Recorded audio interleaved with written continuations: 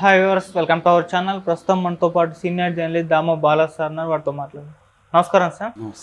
Sir, మొన్న చూసాం Iran వాళ్ళు ఇజ్రాయెల్ పైన అటాక్ చేశారు. మళ్ళీ ఇప్పుడు చూస్తే దానికి కౌంటర్గా ఇజ్రాయెల్ వారు కూడా ఇరాన్ పైన అటాక్ చేసేసారు. సో ఇప్పుడు ఆ ప్రాంతం మొత్తం కూడా ఒక యుద్ధ వాతావరణం అయితే నెలకొంది. మరి యుద్ధం జరిగే అవకాశాలు అయితే కనిపిస్తున్నాయంటారు? కొంత టెన్షన్ అయితే బాగా ఉంది. అదంతా కూడా ఇప్పుడు ఇజ్రాయెల్ చేతిలోనే ఉంది. ఇజ్రాయెల్ కానీ సమయం పాటిస్తే కొంత ప్రశాంత వాతావరణం ఉంటుంది. కానీ ఇజ్రాయెల్ ఎవరి మాట వినట్లేదు. అంటే అమెరికా, బ్రిటన్, యూరోపియన్ యూనియన్ వీళ్ళందరూ కూడా ఒక డ్రామా ఆడుతున్నారు. అంటే ఇజ్రాయెల్ని ఖండిస్తున్నట్టు చెప్తున్నారు, కానీ దాన్ని ఏమి గట్టిగా ఏమీ చేయట్లేదు. మామూలుగా అదే ఇరాన్ మీద చూసుకుంటే అమెరికా అనేక శాంక్షన్లు విధించింది. ఇజ్రాయెల్ మీద ఏం శాంక్షన్లు విధించట్లేదు. ఇప్పటి వరకు ఒక గాజాలో, వెస్ట్ బ్యాంక్లో, ముఖ్యంగా గాజాలో దాదాపు 34,000 మందిని చంపింది. ఏది అక్టోబర్ నుంచి, అంటే వితిన్ 7-8 నెలల్లో 34,000 మందిని చంపితే చీమ కుట్టినట్టు కూడా లేదు అమెరికాకి. సో ఇంకెందుకు కంట్రోల్ అవుతుంది? ఇజ్రాయెల్ని కంట్రోల్ చేయడం పెద్ద కష్టం కాదు. దాని పాపులేషన్ ఎంతో 1 lakh. సో ఇది అమెరికానే ప్రధానంగా దాన్ని ఎగదోస్తుంది. ఎందుకంటే అమెరికాకి వెస్ట్ ఏషియాలో పట్టు కావాలి. అమెరికానే దాన్ని ఇజ్రాయెల్ని క్రియేట్ చేసింది అమెరికా, బ్రిటనే. సో వాళ్ళు ఏంటంటే ఈ వెస్ట్ ఏషియాలో ఉండే ఆయిల్ అండ్ స్ట్రాటజిక్ పర్పసెస్ కోసం అక్కడ ఒక రౌడీ లాంటి ఇజ్రాయెల్ని అక్కడ క్రియేట్ చేసి పెట్టింది. సో అందువల్ల ఇది నిరంతరం జరుగుతూ ఉంటుంది. ఇది ఎప్పటికీ ఆరని అగ్నిగుండం లాగా జరుగుతూనే ఉంటుంది. కాకపోతే దీన్ని ఎదిరించే ఎవరైనా ఇరాన్ లాంటి దేశాలు ఎదిరించినప్పుడు అందరూ కూడా ఇరాన్ని ఒక విలన్ లాగా చూపిస్తున్నారు తప్ప ఇజ్రాయెల్ ఏదో హీరో అన్నట్టుగా, ఇరాన్ ఏదో దుష్టశక్తి అన్నట్టుగా. దానికి కారణం ఏమంటే ఇజ్రాయెల్ ఇస్లామిక్ దేశం కాబట్టి ఇక్కడున్న మన ఇండియాలో ఉన్న అనేక మంది హిందువులు కావచ్చు, క్రిస్టియన్స్ కావచ్చు, అనేక మంది కూడా ఇజ్రాయెల్ వైపే ఉంటున్నారు. వీళ్ళకి తెలియంది ఏంటంటే యుద్ధం అనేది వస్తే ముస్లిమా, హిందువా అదేం ఉండదు. యుద్ధానికి వెపన్స్కి అవేమి ఉండవు. ఇండియాకి కూడా అది ఎఫెక్ట్ అవుతుంది. ఈ వెస్ట్ ఏషియాలోనే దాదాపు 1 కోటి మంది వరకు ఇండియన్స్ నివసిస్తున్నారు ఈ దేశాల్లో. అంటే సౌదీ అరేబియా కావచ్చు, తర్వాత ఇజ్రాయెల్ కావచ్చు, ఇరాన్ కావచ్చు, యుఏఈ కావచ్చు, ఇట్లా ఖతార్ కావచ్చు. ఈ దేశాలన్నింటిలో కలిపితే దీన్ని వెస్ట్ ఏషియా అని పిలుస్తాం అన్నమాట, పశ్చిమ ఆసియా. సో ఈ పశ్చిమ ఆసియా దేశాల్లో ఇండియన్స్ 1 కోటి మంది పైన ఉన్నారు. మొత్తం పాపులేషన్ ఒక 30 కోట్లు ఉంటే అందులో 1 కోటి మంది ఇండియన్స్ ఉన్నారు. సో రేపు వీళ్ళందరూ కూడా మన సోదరులు, సోదరిమణులు వాళ్ళు కూడా అక్కడ ఎఫెక్ట్ అవుతారు కదా. అట్లాగే మనకి ట్రేడ్ కావచ్చు, మిగతా విషయాల్లో ఆయిల్ విషయం, ఫర్ ఎగ్జాంపుల్ ఇరాన్తో మనకి ఎప్పటి నుంచో స్నేహ సంబంధాలు బాగున్నాయి. ఆయిల్ అక్కడి నుంచి మనకు వస్తుంది. సో అలాగా మనకు సంబంధాలు ఉన్నాయి. కాబట్టి మనం ఏ దేశాన్ని విలన్గానో, ఇంకో దేశాన్ని హీరోగానో మనం చిత్రీకరించి మాట్లాడడం అంటే అది మూర్ఖత్వం, తెలివి తక్కువతనం తప్ప అంతకంటే ఏంటి. అంటే వీళ్ళకి ఏమీ తెలియకుండా ఒక దేశభక్తి పేరుతోనో లేకపోతే ముస్లిం వ్యతిరేకతతో మాట్లాడుతున్నారు తప్ప నిజంగా దేశభక్తి వీళ్ళకు ఉంటే ఏ యుద్ధాన్ని కూడా సమర్థించకూడదు, ఏ దాడులను కూడా సమర్థించకూడదు. ఇక్కడ ఇప్పుడు జరిగింది తీసుకుంటే ఏప్రిల్ 1వ తేదీన ఇజ్రాయిల్ సిరియా రాజధాని దమస్కస్లో ఇరాన్ కాన్సులేట్ మీద దాడి చేసి 13 మందిని చంపింది. అందులో 7 మంది ఇరానియన్ రెవల్యూషనరీ గార్డ్స్ అని అక్కడ మిలిటరీ వింగ్ దాని కమాండర్తో పాటు మొత్తంగా 7 మంది కమాండర్స్ని చంపింది, చీఫ్ కమాండర్తో పాటు. ఇది అంతర్జాతీయ ఒప్పందాలకు వ్యతిరేకమైన చర్య. ఎందుకంటే ఒక దేశపు కాన్సులేట్ మీద ఇంకో దేశం దాడి చేయకూడదని వియన్నా ఫ్యాక్ట్ 1961, 1963 2 ఫ్యాక్ట్లు ఉన్నాయి, ఒప్పందాలు. ఆ ఒప్పందాన్ని ఉల్లంఘించి వాళ్ళు చేశారు. ఇప్పుడు మన భారతదేశంలో ఏదన్నా జరుగుతుంటే మోడీ పాకిస్తాన్ ఎలా బెదిరిస్తున్నాడు? నేను మీ దేశంలోకి వచ్చి మిమ్మల్ని చంపుతానని బెదిరిస్తున్నాడా లేదా?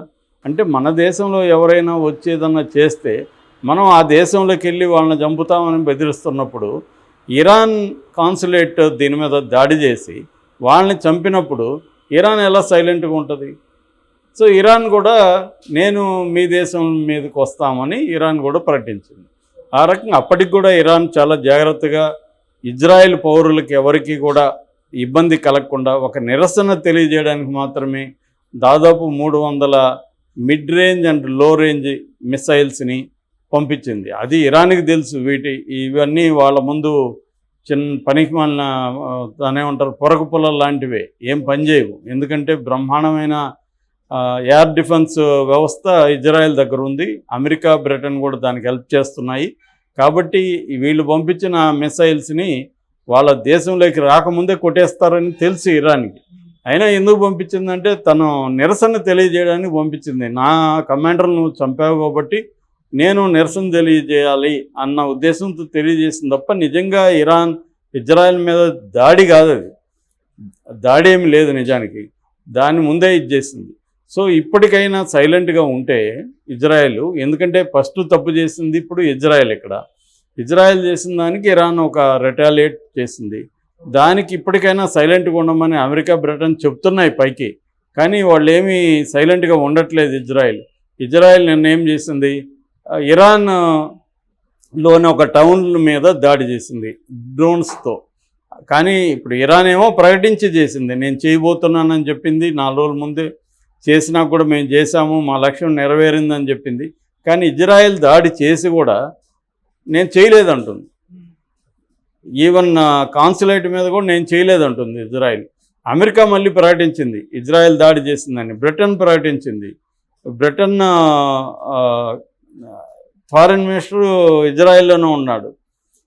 సో ఎప్పుడు టచ్లోనే ఉన్నారు నెతన్యాహుతో అందరూ.